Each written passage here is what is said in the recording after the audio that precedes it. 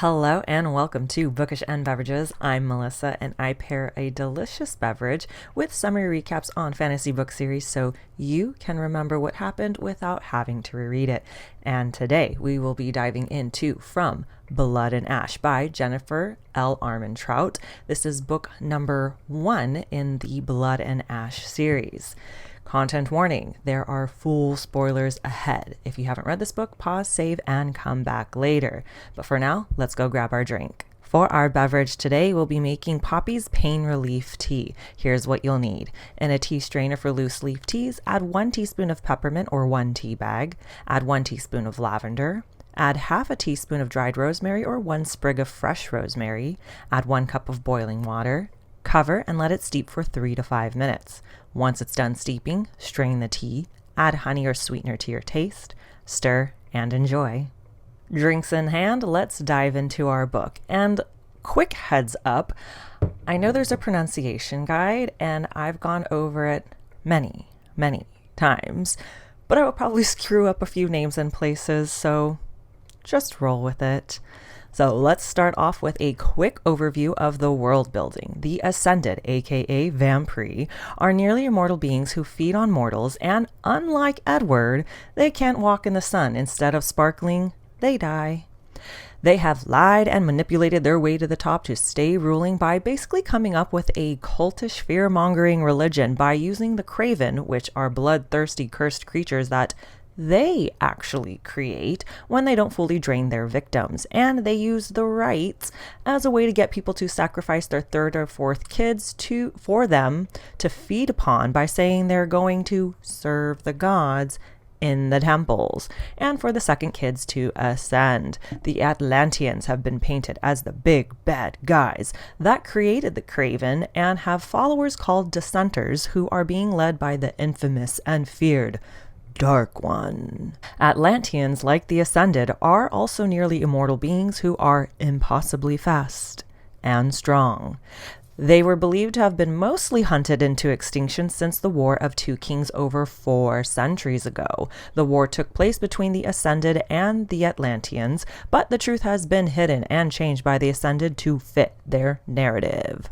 Our story begins with Penelope, Poppy, the maiden, the chosen, who is trying to live her best life in secret before her ascension and is given to the gods. Because of her status, she lives a secluded, strict, and pious life. Not by choice. Only a select few are allowed to speak with her, and even fewer are allowed to see her actual face, which has a couple scars on it, because she is forced to wear a veil at all times in public. That would be annoying. Sneaking out again, Poppy finds herself in the scandalous Red Pearl. Just as she's enjoying herself, Victor walks in, her main personal royal guard and faux father figure that has taught her to fight like a badass. Can't have him finding her there, and lucky for her, a mysterious lady who knows Poppy's true identity, even though she's wearing a mask, sends her upstairs to hide until the coast is clear.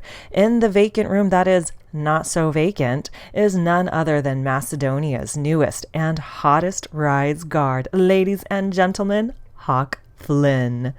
The Rise is basically a huge wall that surrounds the city to keep them safe from the Craven. Hawk mistakes Poppy for someone else, but this girl has got an insatiable curiosity for all the finer things in life and experiences her first kiss at 18. Wanting more since she's been deprived from living a normal life, she lets Hawk continue his seductive ministrations, all while her identity is still hidden. With a knock on the door, the vibe is ruined, and Hawk has to leave. He asks her to stay and wait for him to return, but she jets out back to the castle as soon as the coast is clear. The next morning, she spills the tea on mostly everything that happened at the Red Pearl with her lady's maid and bestie Tawny. With a knock on her door, Victor secretly escorts Poppy to a family's house that has summoned them for help. The Death with Dignity secret network. If a person gets bit by a Craven, their countdown clock begins until they too turn into one. Kinda like a zombie. Using her gift she's been forbidden to use, Poppy touches the man to take away his pain and delivers a quick death before he can turn. The other part of her gift, she can also sense people's pain, except, you guessed it, for the Ascended. The next evening, Rylan, her other personal royal guard, escorts Poppy for their evening stroll when the sleazy, walking red flag Lord Mazine, an Ascended who clearly abuses his power, pulls Poppy aside for a private chat. Before he crosses some serious boundaries, Poppy is saved by screams from down the hall. A lady in wait is found dead with 2 puncture marks on her throat, and Poppy and Victor are told it was an Atlantean. Take 2 the next night, Poppy and Rylan finally make it to the Queen's Gardens for their evening stroll when tragedy strikes. And literally, an arrow strikes poor Rylan in the chest. R.I.P. Rylan.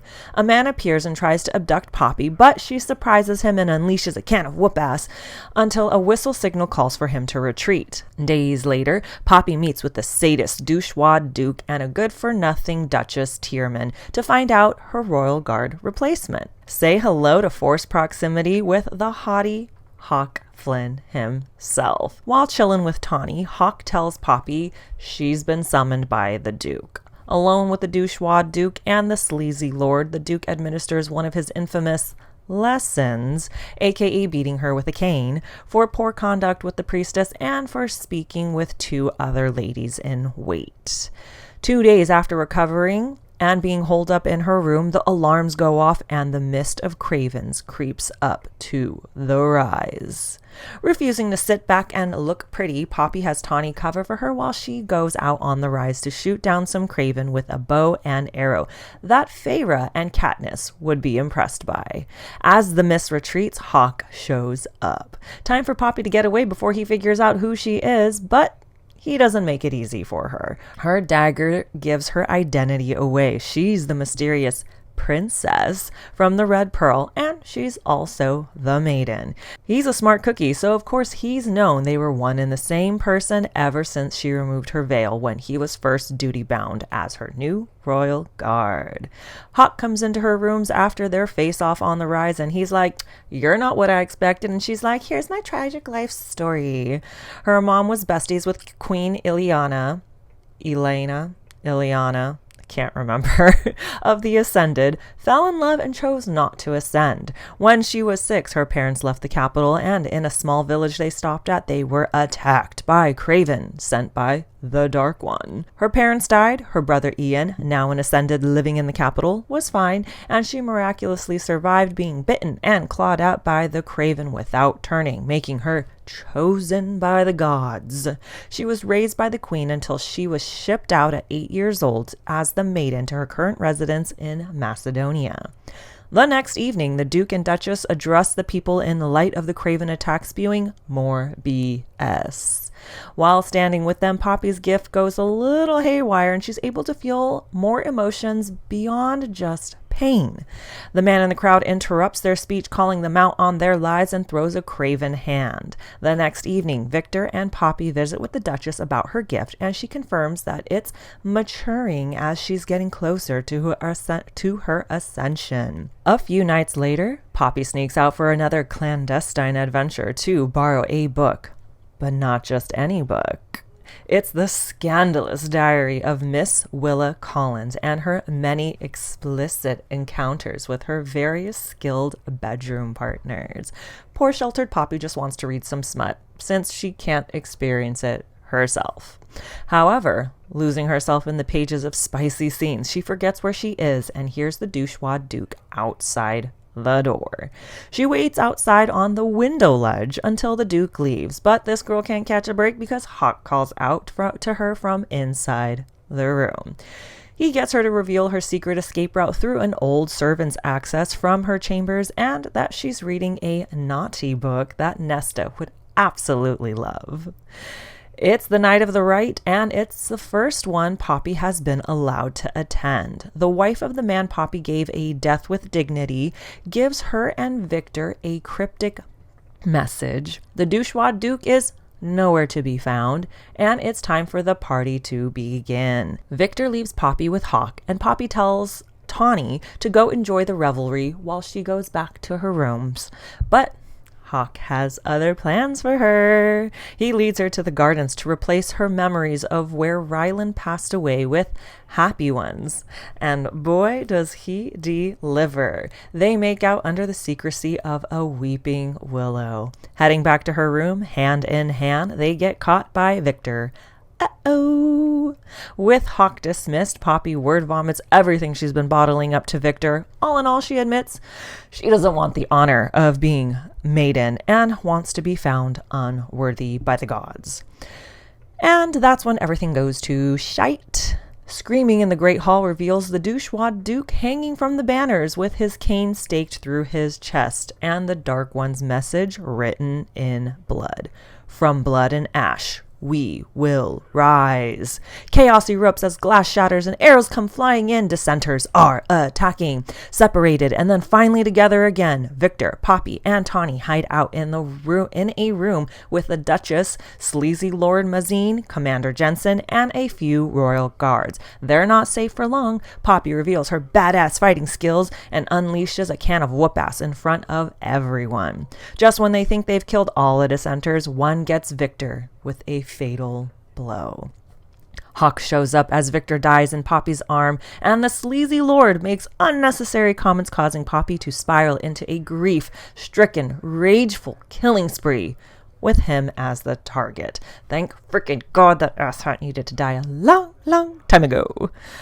Like a sad Bella montage in New Moon, Poppy sleeps the days away and sequesters herself in her room until one day she finally talks, or rather snaps back at Hawk. He takes her to see the Duchess. She's being summoned back to the capital, Carcedonia. Freedom from not having to wear her veil out in public, a one-horse riding trope with Hawk, and a dangerous journey ahead. Poppy leaves with Hawk and a small entourage of huntsmen and guards early the next morning. Making it to the Blood Forest, they camp down for the night. Cold to the bones and danger lurking everywhere, Poppy has a hard time sleeping until Hawk lays down next to her and promises he can help her with that by giving her her first finger bang bang bangity bang sesh. Post-bliss, she passes out and sleeps like a baby. Traveling on the next day, the group comes to a sudden standstill when the horses start to spook, and out of nowhere, a Barrett leaps into the air, and like Wesley from The Princess Bride, a huntsman is knocked onto the ground and rustling the rodent of unusual size. Unfortunately, the rodents of unusual size are the last of their worries. The mist moves in, and the Craven have joined the chat. Fighting until all the Craven are blocked and kicked out of the group chat, aka killed. A few men don't make it, and Arik is on his way out as well. Poppy kneels beside him, thanks him for saving her life, and takes his pain away as he passes on. Hawk and Phillips gawk at her. You have the touch.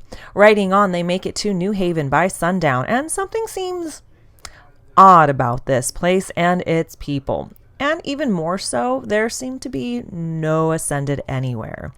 After a bath, Hawk comes to Poppy's room to check on her and talk about her evolving gift, admitting she's used it on him a few times. As he's leaving, she asks him to stay with her, and Poppy is a maiden no more as they finally bang, bang, bangity bang. Sleeping for a few hours, a soft knock comes on the door to wake them up, and Hawk leaves while Poppy goes back to sleep. Waking up later and getting ready, there's another knock on the door. Phillips, the guard. He tells Poppy, look, this place is sus. Your boy Hawk and that random Kieran guy is sus. 2 of the other guards are missing. We walked right into a trap and we need to leave ASAP. Not sure if she totally believes Phillips, but she still goes with him even though she thinks he could be a dissenter. Walking into the hallway, they run into Kieran, and Phillips tries to stab him, missing the death blow, but still slicing him. Unlike Jacob, who slowly strips to reveal himself to Charlie, Kieran transforms right there and then into his wolven form. Looks like the Wolven aren't extinct after all. They make it to the stables to meet with the two other guards as Kieran tries to break down the door, and the guy Jericho from the night Rylan died shows up. He's Wolven too, with a vendetta against Poppy. Hawk shows up with a crossbow type weapon and ends up killing Phillips. Then the rest of the guards are killed. Phillips was right about Hawk being sus. Oh, the betrayal. The truth of how long her kidnapping plan has been in the works is revealed, and Poppy loses it, fighting Hawk until she sees his fangs. He is Atlantean, a monster, according to what she's been taught. Chained up in a cell, Hawk visits Poppy, admits he killed the Dickwad Duke, and cleans her wound while telling her the true history. King Malik fell in love with a mortal woman who was mortally wounded, so he performed the forbidden act of ascending her, creating the first vampire.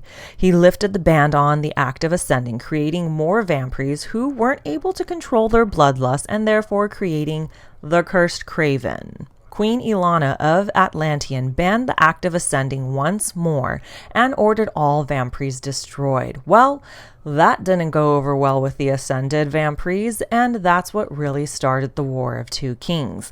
King Malik was overthrown, divorced, and exiled. Queen Ilana remarried King Denir, and they ended the war by pulling their forces back home.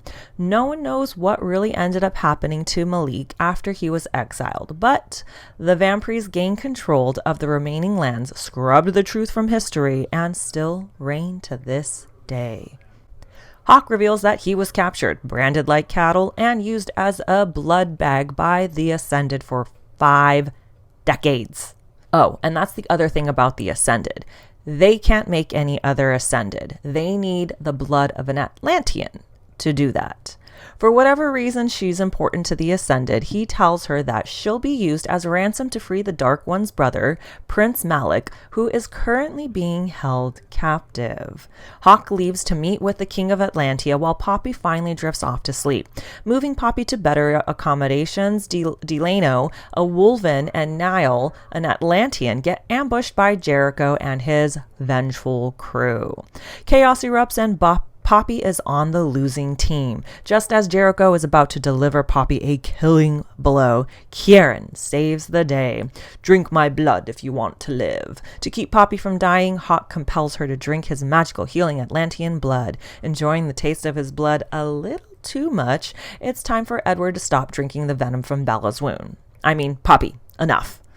She's healed, but now she's also feeling hot, bothered, and turned on. What a fun side effect, but not for Poppy, as she begs for Hawk's touch and he denies her. And good call on his end, because she probably would be even more pissed at him after the effect.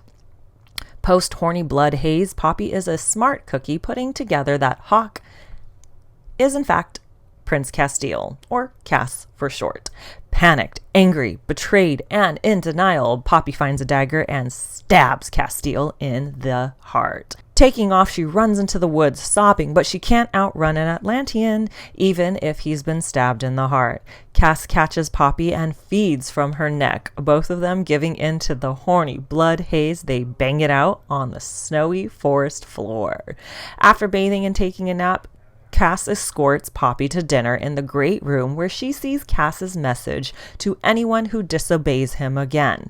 The bodies of the ones that tried to kill her hanging out on the walls outside. What a lovely decoration. Cass declares that they'll be leaving in the morning to head home to Atlantia. Oh, and he believes Poppy is part Atlantean after tasting her blood and connecting all the dots of why the Ascended have wanted her so badly. But wait, there's more. They're going home to get married. That concludes the summary recap for From Blood and Ash. Thank you so much for watching, and stay tuned for more summary recaps on your favorite fantasy series. If you enjoyed this one, please like, subscribe, and share with your fellow book lovers. And if there are any summary recaps you want done, please just drop it into the comments below. And thank you, thank you, thank you.